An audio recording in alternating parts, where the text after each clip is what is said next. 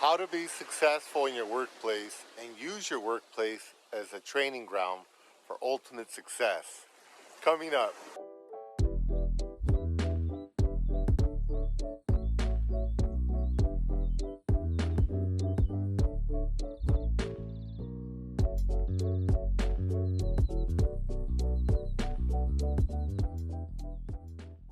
Hi everyone, this is Dr. Ernesto from AttaBoyCowBoy, and this channel we give you health and wealth tips to help you be more successful.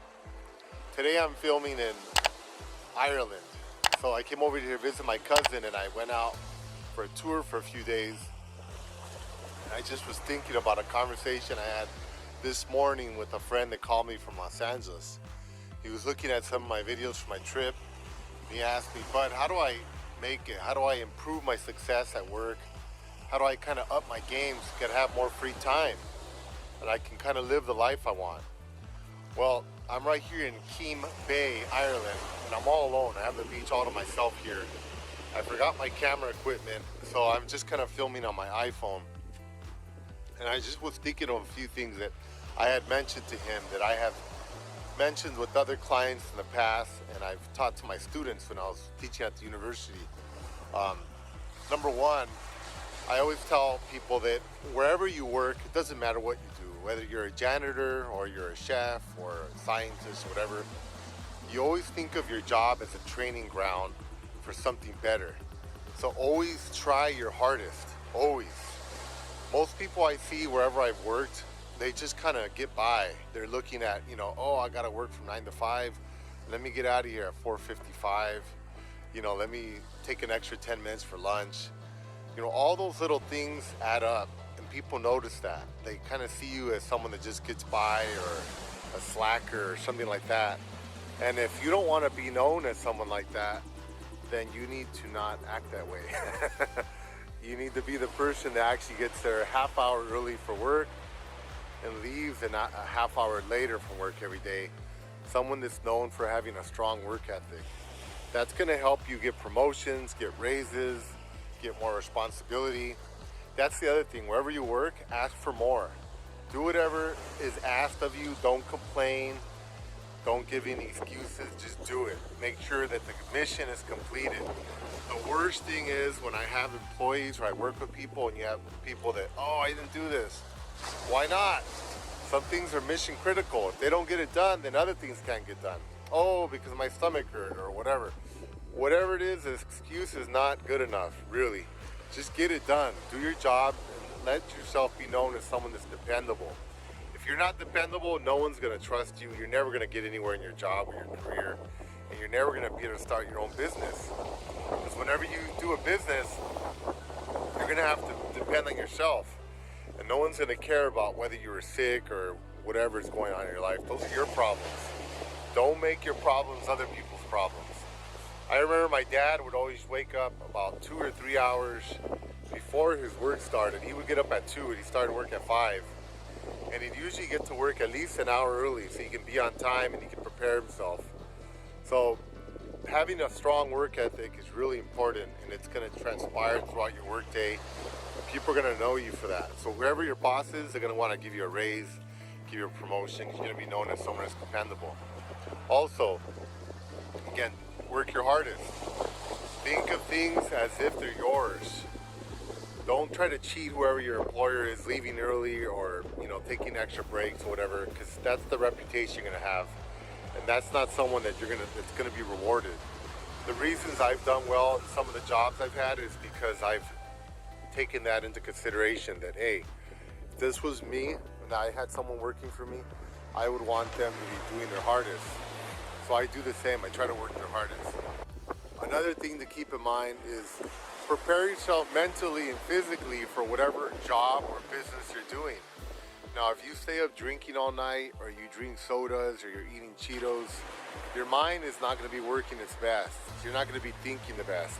So your work quality is not going to be the best. So you really have to think of yourself as an athlete. You have to eat the best food, exercise, keep yourself in good shape. The better shape that you are, the better you're going to think. The easier it's going to be for you to complete your work tasks or your business tasks. Now, The third thing I want to talk about is little bets. And I want to think about this guy. His name was Paul Ophelia. He's the guy that started Kinko's. Kinko's was a big print shop here in Los Angeles. And he actually went to my university, USC. He came to give a speech one time. I never forgot it because he was really funny. He reminded me of a comedian, and he just kept talking about how the only reason he stayed in school was because the USC football team brought down the curve. I don't know how true that is, but anyway, it was pretty funny. This guy became a billionaire, but he talked about how he got started at school. He used to sell pens and notepads outside of class, and I thought, man, most people would not do that. They would probably be embarrassed. They'd say, oh no, that's so embarrassing. You can't worry about what people think about you. If you want to be successful or you want to start a business, you have to bet on yourself. You have to take risks. You have to be the kind of person that doesn't worry about public opinion. You always want to be courteous and respectful, of course. That's just a commonality.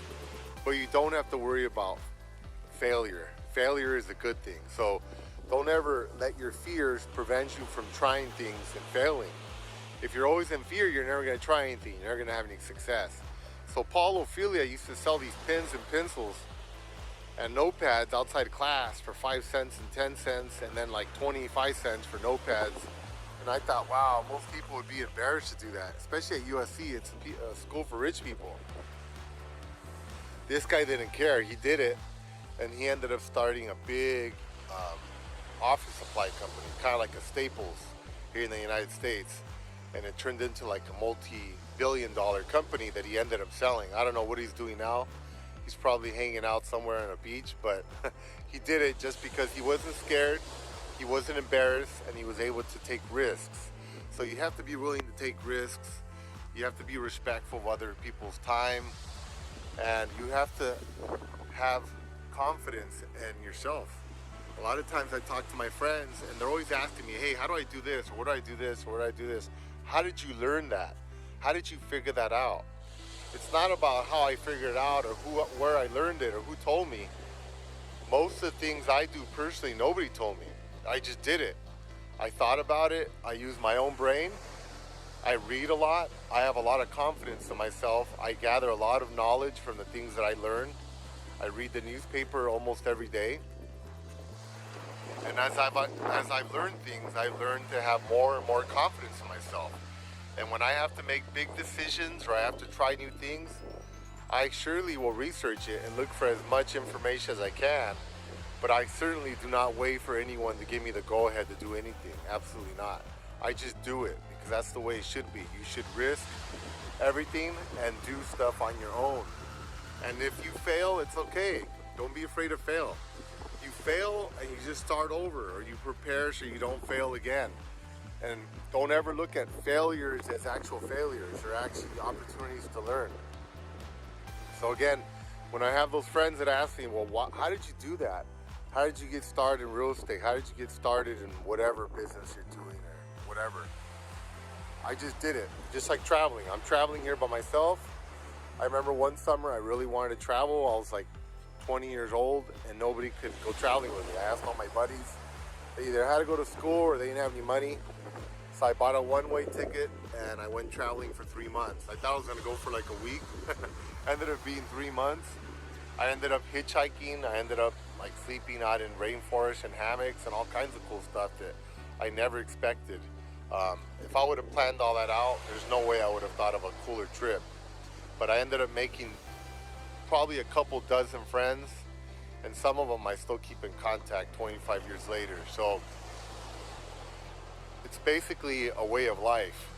Taking risks, having confidence in yourself, and always trying your hardest, whether it's traveling, working, reading books, being a good friend, whatever the case may be. And that's another thing. Be loyal. Treat the people that are around you that you love, your friends, your family, as if they're you, yourself. Treat them with honor, be respectful, be loyal. Don't betray any of your buddies or your family. Always stand by their side. If they need you, stand up for them, do things for them, and they'll do the same for you. and you'll also have those people at your bedside whenever you get sick or you need their help, like I've had in the past. So again, from Keam, Ireland, this is Dr. Ernesto Martinez. And if you have any questions, please comment below. Thank you. Goodbye.